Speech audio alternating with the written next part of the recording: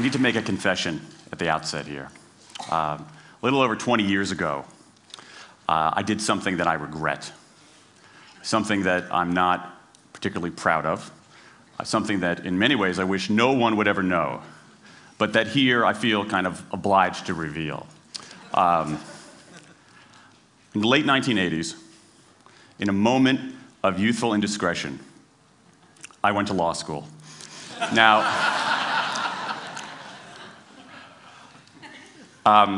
in America, law is a professional degree. You get your university degree, then you go on to law school. And when I got to law school, I didn't do very well.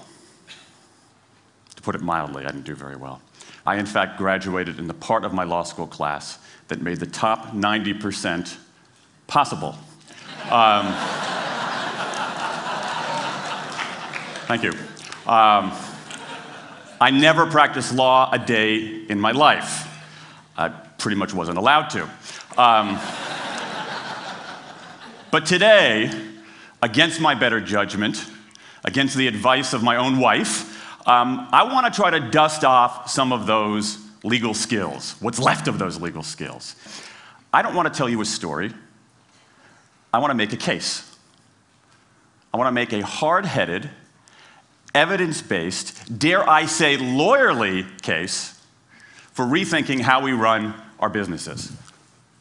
So, ladies and gentlemen of the jury, take a look at this.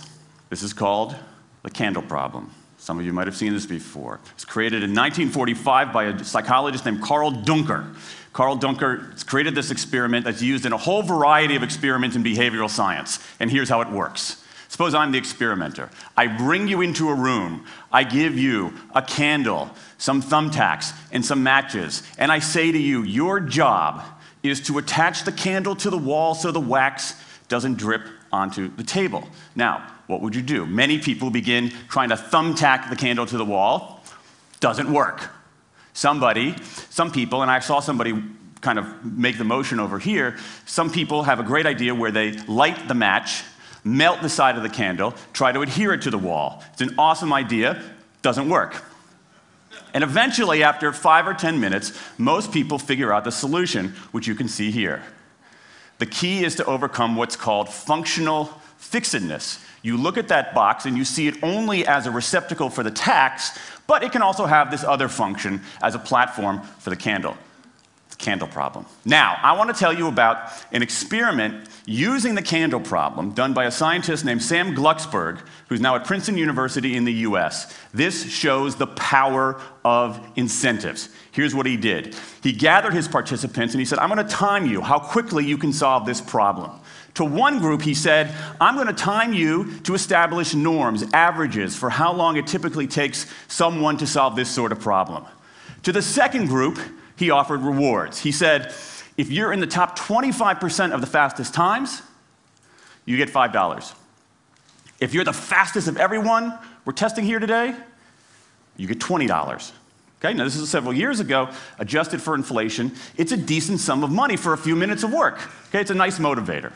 Question, how much faster did this group solve the problem? Answer, it took them on average 3.5 minutes longer. 3.5 minutes longer. Now this makes no sense, right? I mean, I'm an American, I believe in free markets, that's not how it's supposed to work, right? If you want people to perform better, you reward them, right? Bonuses, commissions, their own reality show, incentivize them. That's how business works, but that's not happening here. You've got an incentive designed to sharpen thinking and accelerate creativity, and it does just the opposite. It dulls thinking and blocks creativity. And what's interesting about this experiment is that it's not an aberration. This has been replicated